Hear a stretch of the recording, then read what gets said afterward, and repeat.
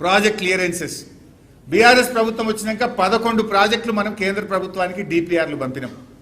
11 ప్రాజెక్టులు డిపిఆర్లు పంపితే 7 ప్రాజెక్టులకు మనం అనుమతులు సాధించినాం. ఒకటేమో ఫైనల్ స్టేజ్లో ఉంది, సమ్మక్క సాగర్ ప్రాజెక్ట్ అన్ని అనుమతులు వచ్చినాయి.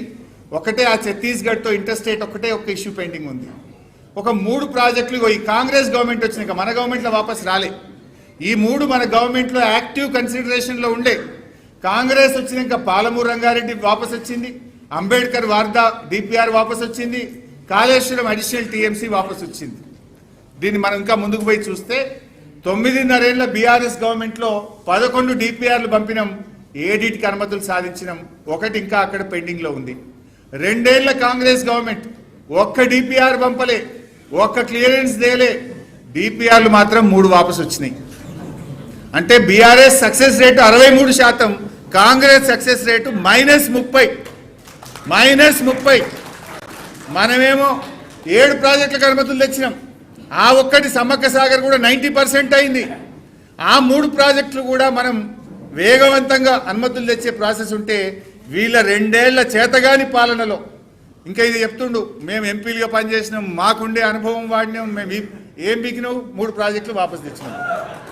నువ్వు తెచ్చింది 3 ప్రాజెక్టులు రిటర్న్ వచ్చినాయి. అవర్ సక్సెస్ రేట్ ఈజ్ 63%, నీ సక్సెస్ రేట్ -30. సిగ్గుతో తలదించుకోవాలి నువ్వు. ఇక కృష్ణానది ఇది పదే మాట్లాడుతుండ్రు 30 అట. దీంట్లో కూడా పచ్చి అబద్ధాలు బయట మాట్లాడిండ్రు, నిన్న అసెంబ్లీలో మాట్లాడిండ్రు. ఇప్పుడు నేను సాక్ష్యాధారాలతో సహా రుజువు చేస్తాను.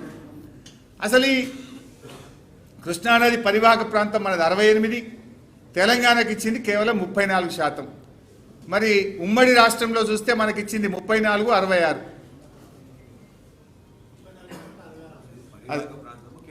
ఇది పరివాహక ప్రాంతం 68, 32, బట్ నీటి కేటాయింపులు చూస్తే 34, 66. అసలు ఈ 299 ఎక్కడి నుంచి వచ్చింది? ఉమ్మడి ఆంధ్రప్రదేశ్లో తెలంగాణకు 60 ఏళ్లలో కేటాయించిన నికర జలాలు 299 టీఎంసీలు. ఇది నేను చెప్తలేను. Information furnished with reference to the MLAs letters AP reorganisation act bill 2013. ఇది ఆ బిల్లులోనే పెట్టింది. ఇది శాసనసభలో పెట్టి ఏపీ రీఆర్గనైజేషన్ బిల్ 2013లో ఇది భాగం. అంటే ఆనాడు ఆంధ్రప్రదేశ్ ప్రభుత్వం, ఆనాటి కాంగ్రెస్ ప్రభుత్వం తెలంగాణకు కేవలం 299 టీఎంసీల నికర జలాలు మాత్రమే కేటాయించిండ్రు. ఇది వాళ్ళ ద్రోహం.